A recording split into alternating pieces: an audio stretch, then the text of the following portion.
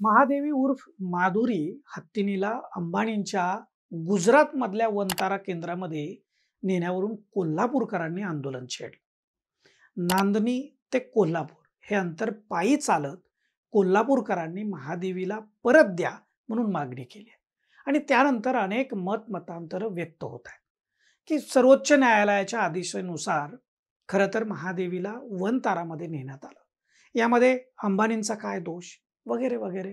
हे खरं आहे की सर्वोच्च न्यायालयाच्या आदेशानुसार महादेवी हत्तीनीला अंबानींच्या वनतारामध्ये नेलंय, परंतु ज्या पद्धतीनं हिंदुस्थानी भाऊनं कोल्हापूरकरांच्या भावनांवर मीठ चोळलं, आंदोलनावर शिव्या देऊन तो व्यक्त झाला, त्याचं समर्थन कदापि होऊ शकत नाही. भावा, तू नाद सगळ्यांचा करायचा होता, पण कोल्हापूरकरांचा नाद करून तू चुकलाच गड्या. या हिंदुस्थानी भाऊनं कोल्हापूरकरांना शिव्या का दिल्यात, नेमकं काय घडलं, याविषयी आपण सविस्तरानं जाणून घेऊयात. नमस्कार, मी दीपक दराडे आणि तुम्ही पाहताय फॉर द पीपल न्यूज. मंडळी, व्हिडिओ संपूर्ण पहा आणि तुम्हाला हिंदुस्थानी भाऊ बोलला ते आवडलं का, त्याचं शिव्या देणं तुम्हाला पटलं का, हे व्हिडिओच्या खालील कमेंट बॉक्समध्ये जरूर लिहा.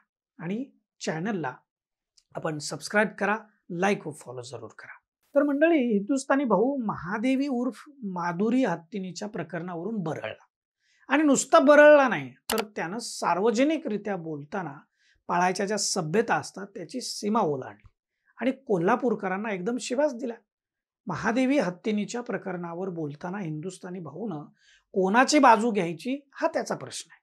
त्यानं अंबानीची बाजू घ्यावी का कोल्हापूरकर जनतेच्या भावनांना समजून घेऊन बोलावं, हा त्याचाच प्रश्न आहे.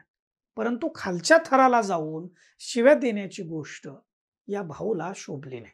गडी चुकलाच. त्यानं सर्वोच्च न्यायालयानं महादेवीला अंबानीच्या वनतारामध्ये का पाठवलं त्याबद्दल जरूर सांगावं, कायद्याची बाजू सांगावी. त्यासाठी त्याला कोणी अडवलंय का? पण त्याला कोल्हापूरकरांना शिव्या देण्याचा अधिकार कोणी दिला? आणि त्याच्या शिव्या कोल्हापूरकरांनी का म्हणून ऐकून घ्यायच्या? त्याच्या शिव्यानंतर कोल्हापूरकरांनी त्याचा जो समाचार घेतला तो अस्सल कोल्हापुरी आहे. महादेवी हत्तीन ही कोल्हापूर जिल्ह्यातील शिरोळ तालुक्यातील नांदणी गावातील स्वस्ती श्री जिनसेन भट्टारक पट्टाचार्य महास्वामी संस्थान मठामध्ये होती. संपूर्ण गावाला तिचा लळा होता. गेल्या 35 ते 40 वर्षापासून ती नांदणीमध्ये होती. धार्मिक समारंभात तिला विशेष स्थान होतं.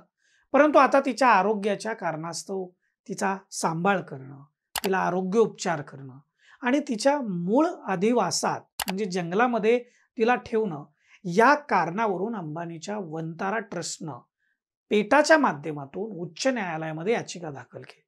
त्यावर निर्णय देताना उच्च न्यायालयानं महादेवीला वनतारा केंद्रामध्ये पाठवण्याचा आदेश दिला.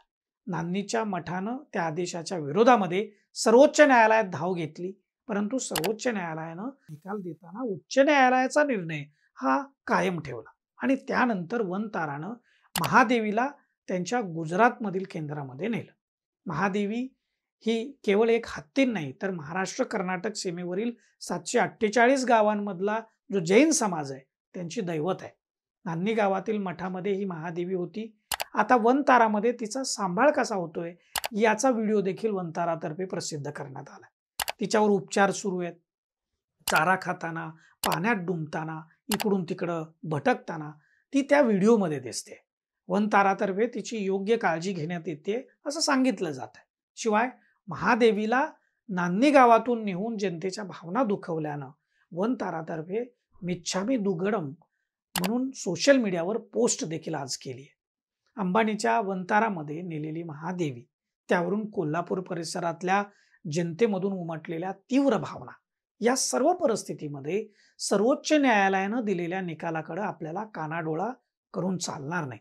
शेवटी सर्वोच्च न्यायालयाचा निकाल हा अंतिम आहे. मात्र कोणीतरी एखादा उपटसुंब मध्येच येतो आणि महादेवी हत्तीनीच्या प्रकरणावरून कोल्हापूरकरांना थेट शिव्या देतो, याचं समर्थन नाही होऊ शकत. खरं म्हणजे त्या हिंदुस्थानी भाऊला अजून कोल्हापूरकरांचा हिसकाच कळला नाही. महादेवीला अंबानीच्या वनतारानं नेलंय ही गोष्ट डोक्यात ठेवून कोल्हापूरमधील हजारो जिओ मोबाईल धारकांनी त्यांची सेवा बंद केली. त्यानंतर जिओची सेवा बंद करण्याचा एक ट्रेंड सेट झाला. एकदा का कोल्हापूरकरांनी एखादी गोष्ट डोक्यात घेतली तर त्याचा निकालच ते लावतात. हे त्या हिंदुस्थानी भावानं लक्षात ठेवावं आणि सार्वजनिक ठिकाणी जरा सभ्यतेनं बोलावं. महादेवी हत्तीनीला परत नांदणीमध्ये आणावं म्हणून कोल्हापूरकर आक्रमक झालेत, हे खरं आहे. जनतेच्या भावना लक्षात घेऊन महाराष्ट्र सरकारनं सर्वोच्च न्यायालयामध्ये पुनर्विचार याचिका दाखल करण्याचं ठरवलंय. शिवाय अंबानींच्या वनताराच्या अधिकाऱ्यांनी मुख्यमंत्री देवेंद्र फडणवीस यांची देखील भेट घेतली आहे. एकीकडे जनता महादेवी हत्तीनीला घेऊन भावनिक झाली आहे, तर दुसरीकडं महादेवीच्या आरोग्याला प्राधान्य देऊन सर्वोच्च न्यायालयानं महादेवीला वनतारामध्ये पाठवलं. आता याविषयी पुढं काय होणार आहे हे आत्ताच सांगणं कठीण आहे.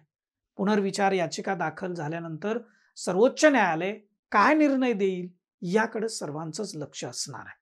आणि सर्वोच्च न्यायालय जो निर्णय त्यावेळी देईल तो सर्वांना मान्य देखील करावा लागेल. अंतिमतः सर्वोच्च न्यायालयाच्या निर्णयाला आपण मान्य करूच, परंतु त्यावरून हिंदुस्थानी भाऊ सारखे लोक जर शिव्या द्यायला लागले तर त्याचा समाचार कोल्हापूरकर कोल्हापुरी पद्धतीनं घेतल्याशिवाय राहणार नाहीत. तुम्हाला काय वाटतं हे व्हिडिओच्या खालील कमेंट बॉक्समध्ये आपण आवर्जून लिहा. तुमचं मत मांडा आणि फॉर द पीपल न्यूज चॅनलला आपण सबस्क्राईब करा, लाईक व फॉलो करा. धन्यवाद.